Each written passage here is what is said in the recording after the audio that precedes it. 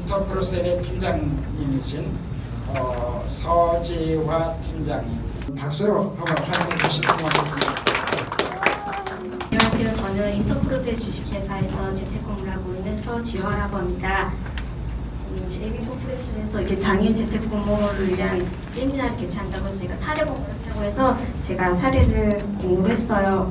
지금 너무 떨려요. 많은 사람 앞에서 제 사례를 이렇게 발표한다는 게 너무 떨리고, 마지막으로 제 사례를 여러분들하고 공유할 수 있게끔 해주신 JB 코퍼레이션에 감사한 말씀 전하고요. 제 사례를 발표하겠습니다. 써왔습니다. 나도 이 사회 구성원으로서 당당한 삶을 영위하고 있구나 하는 자부심과 긍지를 지니고 어엿한 직장이 되어 소속감을 갖고 일의 소중함을 느끼며 생활한 게 벌써 20년 정도의 시간이 흘렀다. 학교를 졸업한 후 사회의 첫 발을 디딘다는 부푼 꿈과 설레는 마음으로 자그마한 무역회사에 입사했지만 적응하며 다니긴 결코 쉬운 일이 아니었다. 장애에 대한 편견은 그렇다 치더라도 출퇴근 시 대중교통 이용이 어렵고 힘들어 많이 불편했고, 회사에 장애인 편의시설이 전혀 갖추어지지 않아 목발의 의지에 힘겹게 걷는 내겐 하루하루가 힘들고 괴로웠다.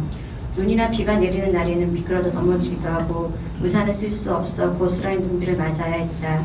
회식이라도 있는 날에는 늦은 시간 발을 동동 굴며 택시 잡으려 애쓰려 했고, 이런저런 이유로 결국 그만두고 말았다. 일을 그만두니 너무 편하고 좋았지만 시간이 흐를수록 부담감을 떨쳐버릴 수가 없었다.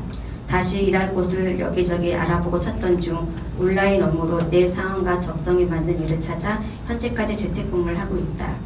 월급날이 되면 모든 직장인들 그렇듯 약간은 설레고 여러 가지 생각이 든다. 내가 한 달 동안 열심히 살았다는 걸 말해주고 나도 떳떳한 직장인으로서 살아가고 있다는 거 보여주는 것이란 생각이 드는 건 나만 그런 걸까?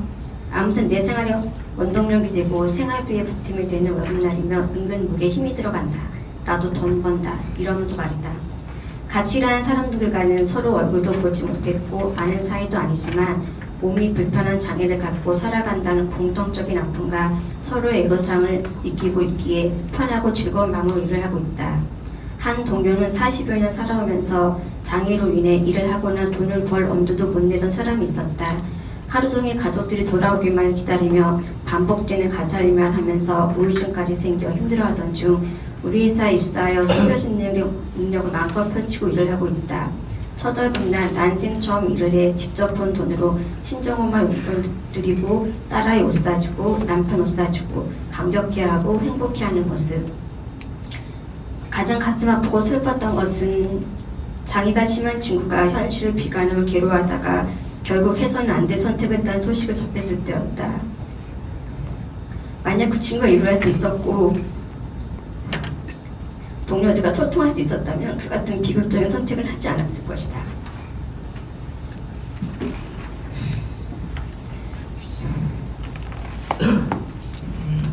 장애를 인간의 심성이나 업무의 능력의 문제가 연결돼서는 안 된다.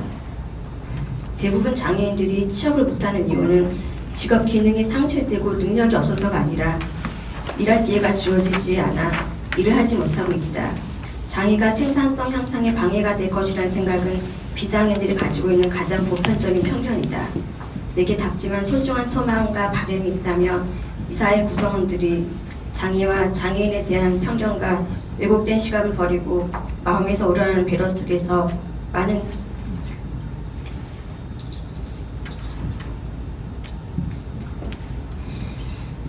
기업들이 장애인들의 업무 능력을 인정하고 장애인에 대한 고용 확대를 통해 장애인과 비장애인이 함께 어우러서 일하는 일터가 많아지길 간절히 바라본다. 감사합니다. 에이제 코리아 재택근무 사원이신 고 유용상님을 대신해서 사례를 좀 소개해 주시겠습니다. 네, 안녕하세요. 저는 제이미 코퍼레이션의 허준 대리입니다. 네, 저는 에이즈 코리아의 고 유용상 씨의 사례를 대독하도록 하겠습니다. 대부분의 중증 장애인들에게 소원 혹은 바람은 다 마찬가지 아닐지 싶습니다. 평범하게 살고 싶어요. 보통 사람처럼 학교도 다니고 친구도 사귀고 그리고 회사도 다니고 그러면서 돈 벌고 스스로 살고 싶어요.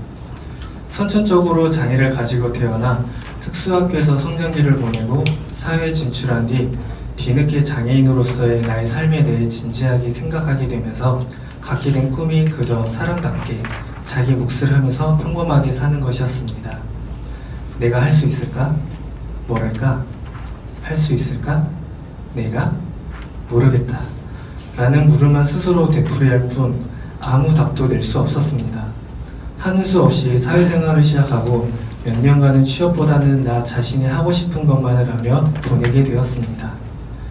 운전면허에도 도전해보고 지방까지 내려가 하프 마라톤에도 출전해보고 취미생활도 하면서 새로운 사람들과 또 많이 어울려보기도.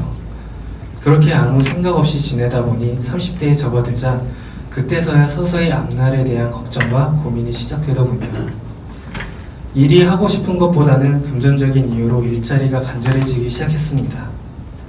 할 수 있는 일을 뭐든지 해야겠다라는 마음이 우선이었지만 휠체어를 탄 왜소한 장애인이 할 만한 일을 찾기란 쉬운 일이 아니었습니다. 그래도 대한민국이라는 나라가 장애인 및 저소득 소외계층을 위해 다양한 지원을 해주는 터라 우연한 계기로 6개월짜리 장애인 공공근로에 참여하게 되어 처음으로 스스로 돈을 벌어보았습니다. 그 후로는 텔레마케팅, 장애인 작업장 등을 거쳐 장애인 극단에 들어가 공연에도 참여해보고 구청을 통해 일주일에 3일 일하는 복지 일자리로 장애인 자립생활센터에 근무하기도 하였습니다. 이렇게 얼마 안 되는 일들과 경험을 하면서 처음으로 머릿속에는 저의 오랜 바람이 현실로 될 수 있겠구나라는 생각을 하게 되었습니다. 그리고 작년부터 천천히 평생 직업에 대한 관심이 생겼고 자립하여 혼자 살고 싶은 생각도 들었습니다. 우선 조금씩 일을 하면서 저축해둔 저금 통장 액수를 확인하고 올해 할 수 있을 만한 내가 원하는 직장을 구하기로 했습니다.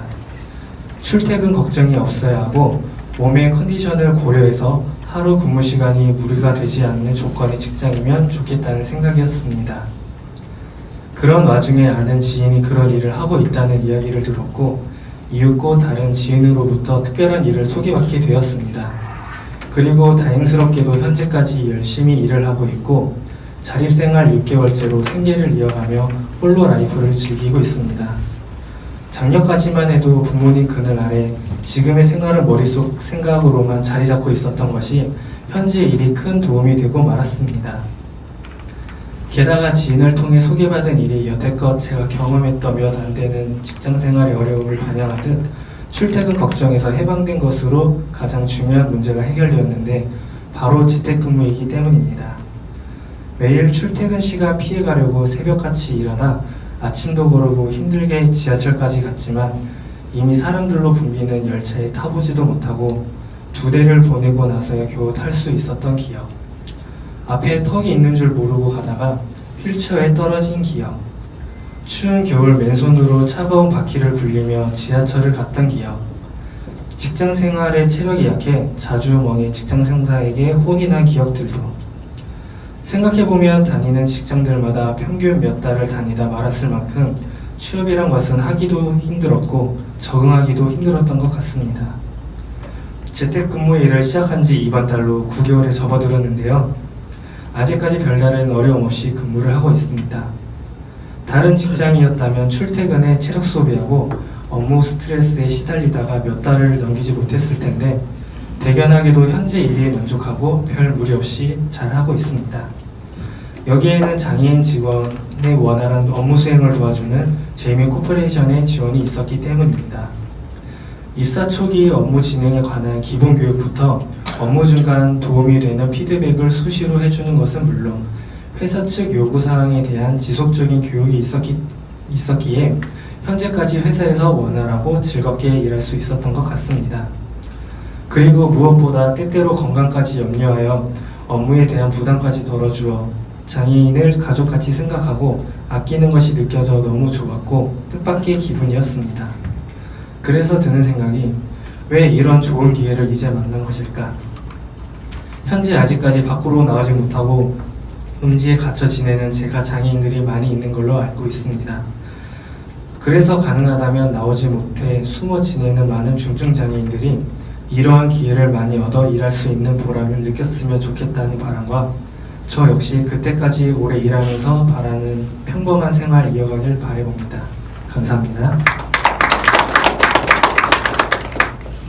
토의 내용과 또 사례에 대해서 주제 발표를 하신 이달엽 교수님의 그 코멘트를 잠깐 듣고 또 질문을 받겠습니다. 예, 고맙습니다. 부탁드리겠습니다. 소중하게 해주셔가지고 괜찮습니까? 연단에 모두 6사람이 있는데 저만 장애가 없습니다. 그래서 제가 소수 집단에 속한 그런 취약계층인가 싶기도 하지만 김재익 소장이 또 아주 뜨끔한 말을 해주셨어요. 지금까지 제가 대학 교수로서 평생 장애인 때문에 밥 먹고 살았는데 좀 미안스러운 그런 마음이 듭니다. 그 저희들 솔직히 저도 장애인 주제로 해서 밥을 먹고 사는데 장애인들이 그걸 지적할 수 있는 용기와 또 인식과 비판은 참 바람직하다 그런 생각을 하면서 오늘 토론 자리가 참 좋은 것 같습니다. 서희연 총장님은 재택근무 관련 이슈와 관련해서 어떻게 이 재택근무의 어떤 직업적 활동 계속성이 있는가, 수입의 연속성, 또 관리 측면에서 어떤 지지 체계가 갖추어질 것인가 이런 날카로운 비판을 해주셨고, 특히 중요한 것은 재택근무의 직업 형태라든지 직종 속에 대해서 우리가 모르고 있는 영역에 대해서 많이 해주셔서 오늘 아이디어를 많이 얻은 것 같습니다. 그리고 활성화당한 구체적인 것. 또 김재익 소장님은 대기업의 도덕성에 호소하면서 사회적 책임이라는 것을 장애인 고용에 있어서 솔선수범을 보이는 그런 형태로 나타나지 해야 되겠다는 좋은 지적. 또 장애인 취업에 있어서 우리나라의 어떤 장애인 고용 촉진 직업재활법이라는 제도적 위치가 재택근무를 보호고용이라는 아주 열악한 위치에 놓는다는 그런 지적, 또 아주 좋은 재택근무의 긍정적 사례에 대해서 말씀해 주셔서 제가 영감을 많이 받았습니다. 그리고 DPI 임승 국장님은 직업의 의미 함축된 재택근무의 필요성을 나는 왜 일하려고 하는가라는 그 중증장애인으로서 중요한 질문으로 시작해서 아주 감동이 컸습니다. 그리고 중증장애인의 근로환경이라든지 고용환경의 한계라든지 노동 패러다임을 잘 지적해 주셨는데 재택근무의 제도화에 필요한 조건이라든지 준비 상황을 유연근무라든지 또는 탄력근무 또 근로지원인과 같은 보완책을 통해서 좀 철저해야 되지 않나, 또 스마트워크를 일반 기업에 도입하고 적용했으면 좋겠다 이런 좋은 아이디어를 주셨습니다. 또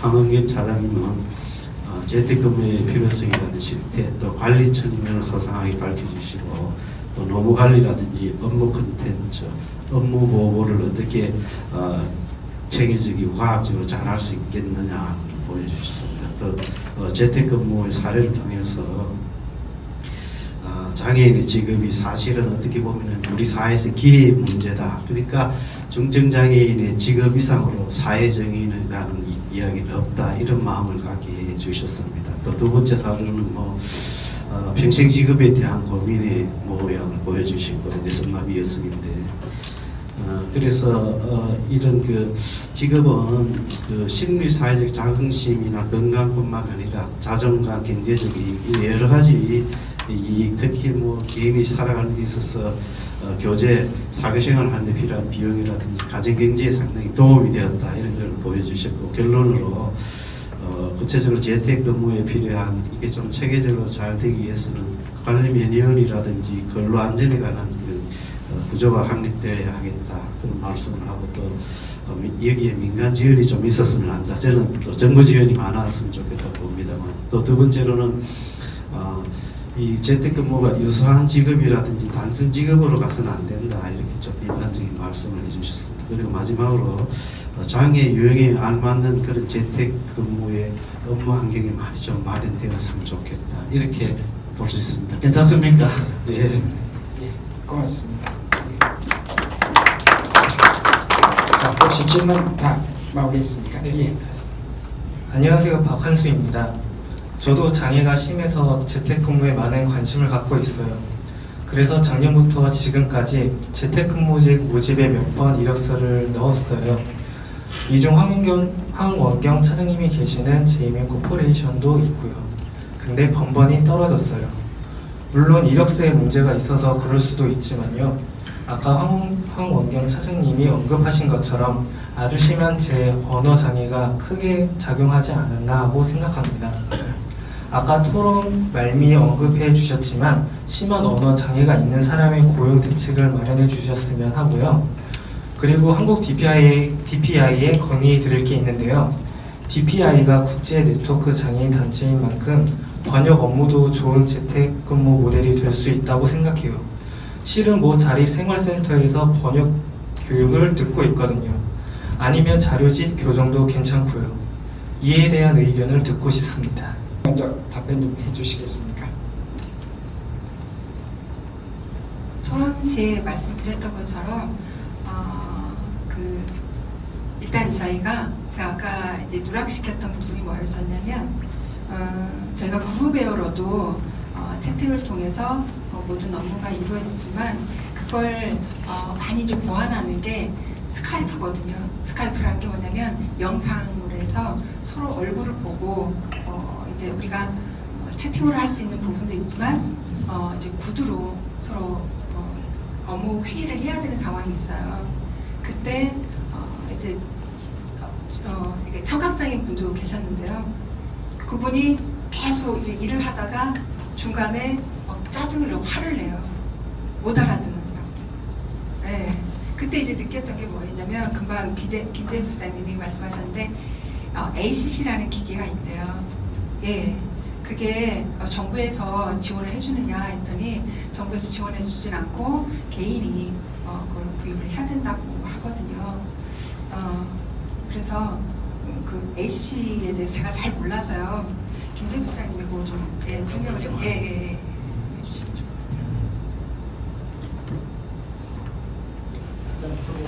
예.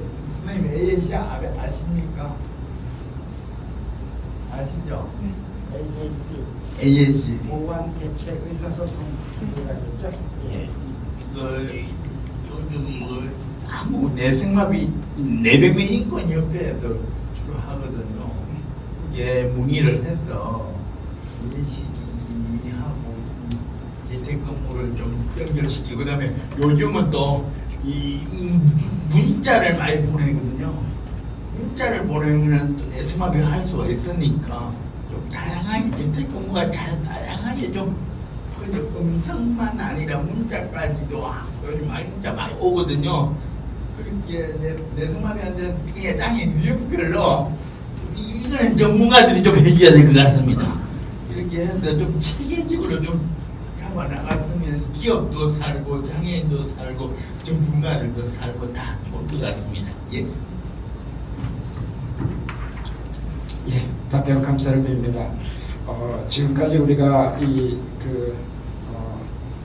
재택고용 또 재택근무가 중증 지체장애인 중심이었다면 이제는 뇌성마비라든가 또 어떤 시청각 장애라든가 이런 장애까지도 좀 그 영역을 넓힐 수 있는 그런 고민도 앞으로는 좀 해나가야 되리라고 생각을 합니다. 예, 또 한 가지 질문은 DPI에서 하는 업무 중에서 번역 업무와 교정 업무 같은데 좀 참여할 수 있는 방법은 없겠는가 하는 질문을 하신 것 같은데 DPI 국장님이신 임상 국장님께서 간단하게 좀 답변을 해주시면 고맙겠습니다. 사실은 번역 업무, 교정 업무 같은 대대단한 전문가 분한테 맡기는 게 좋고 또 전문가한테 맡기려면 비용이 들어가니까 그렇게 해서 사실은 모든 비용이 다 겪고 있는 이렇게 비용이 안 나와요. 솔직히 사업비 채정이 안 돼 있는 상태고 전부 사업 담당자들이 번역하고 저도 교정 업무까지 제가 하고 있는 상황이기 때문에 그렇다면 자원봉사 해주신다고 생각하고 있지만 돈을 드리고 그럴 수는 없는 굉장히 사업비 자체가 굉장히 쪼달리고 있는 그런 상황이라는 그런 현실적인 문제가 있다. 타인에게 맡기는 게 생각보다 쉽지 않은 현실적인 문제가 있다고 생각합니다. 업무에 대해서는 계속 그런 부분이 있어도 다음에 사업비 채정이나 그런 거에 좀 고민을 하고 있습니다. 예, 고맙습니다. 지금 답변하신 세 분들을 중심으로 해서 또 질문하신 박한수 씨에게 좀 필요한 내용들 또 활용할 정보나 자료 같은 것들을 좀 더 이렇게 제공이 되었으면 좋겠습니다. 예, 혹시 또 질문하고 싶으신 분 있습니까? 예, 뒤쪽에 여자분 한 분 질문 들어왔습니다. 네, 안녕하세요. 저희는 아웃소싱 업체인 MJ플렉스에서 왔는데요. 저희도 그 장애인 근로자분들이 계시고요. 재택에서 근무하시는 분들이 있습니다. 네, 저희가 고용을 하는 데 있어서 되게 어려운 부분들은 재택 근무자들을 채용하는 거는 되게 좋은데 그분들이랑 대면을 해서 어쨌든 면접이나 이런 부분들을 진행하는 데 있어서 그분들이 사무실에 오거나 할 때 되게 어려운 부분들이 있는데요. 그런 부분에 있어서 조금 더 채용을 쉽게 할 수 있는 방안들이 어떻게 좀 모색이 될 수 있었으면 하는 방향이 있었으면 좋겠고요. 저희가 채용을 하면서 업무를 지시할 때 저희 요즘은 카카오톡이나 이런 부분들이 있어서 저희도 메신저를 통해서 업무를 지시를 하고 업무 결과물을 받고는 있는데 아까 제이민 같이 뭐 스카이프를 통해서 이렇게 화상적으로는 사용은 안 하고 있습니다. 그런 부분에 있어서 뭐 정부나 뭐 장애인 고용공단이나 이런 부분에서 재택 근무를 늘릴 수 있으려면은 면접, 뭐 계약서 뭐 이런 부분들에 있어서 그분들에게 전달할 수 있는 기업 쪽에서도 전달할 수 있는 부분들이 충분히 마련이 되어야 된다고 생각을 하거든요. 근데 그런 부분에 대해서 어떻게 조금 더 나아질 수 있는지 궁금해서 좀 질문을 드렸습니다. 예, 고맙습니다. 질문한 내용은 지금 아웃소싱 업체로서 그 장애인 재택 고용을 지금 하고 있는데 이러한 그 근로 장애인들을 체험할 수 있는 좀 쉬운 방법, 좀 매뉴얼 같은 거 필요성을 말씀하신 것 같습니다. 예, 아무래도 아까 그 매뉴얼의 필요성을 말씀해 주셨는데 황원경 차장님께서 조금 답변을 해주시면 고맙겠습니다. 대부분 면접을 보러 오라고 하면 처음에 전화 올 때는 당연히 면접을 보러 와야 될 거라고 생각을 해요.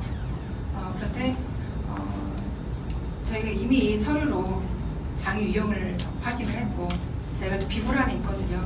같은 지체 장애인이지만 뇌병변이지만 지금 어떤 상황인지 이제 그렇게 사전에 서류로 확인이 된 이후에 스카이프를 설치를 해요.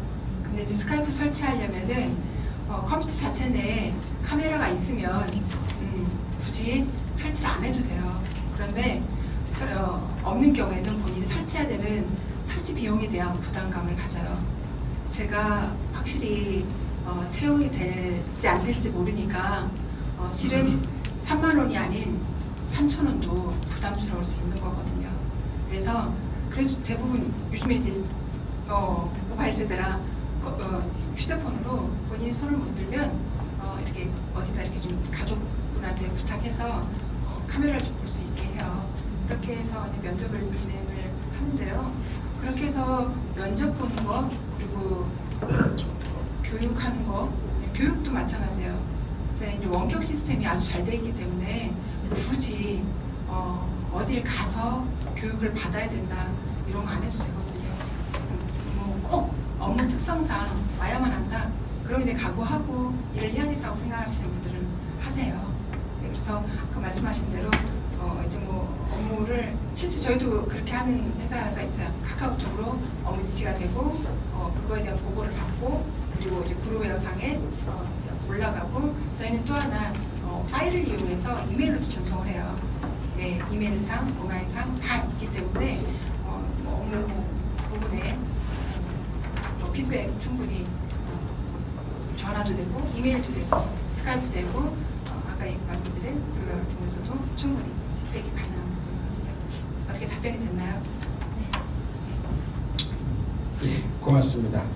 예, 우리가 제이미 코퍼레이션을 통해서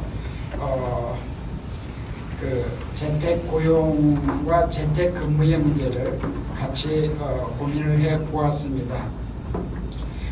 많은 장애인들이 이러한 제도를 통해서 도움을 받고 있고 또 근로를 하고 있는 것으로 알고 있습니다.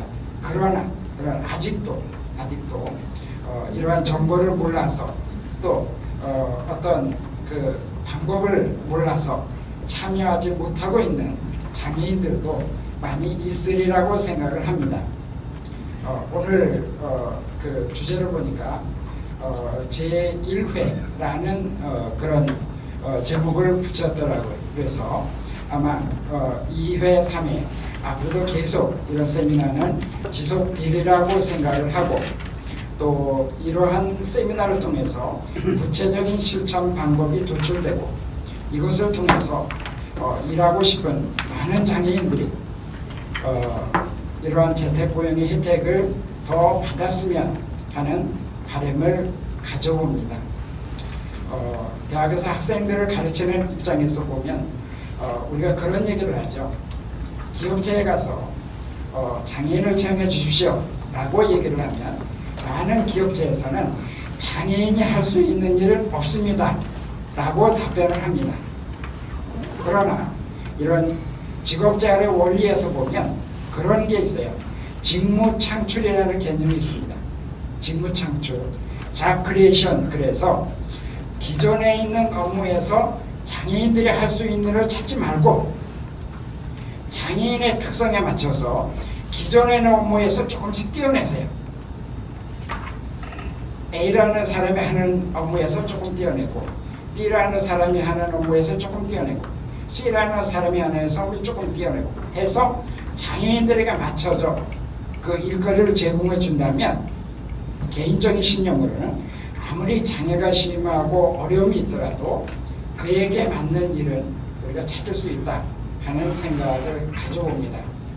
그래서 오늘 귀하게 시작한 이러한 그 재택고용, 재택근무의 이런 흐름이 앞으로도 계속 이어져서 더 많은 장애인들이 이것을 통해서 혜택을 받고 또 떳떳한 사회의 일원으로 살아갈 수 있는 그날을 그려보면서 오늘 세미나는 마치도록 하겠습니다.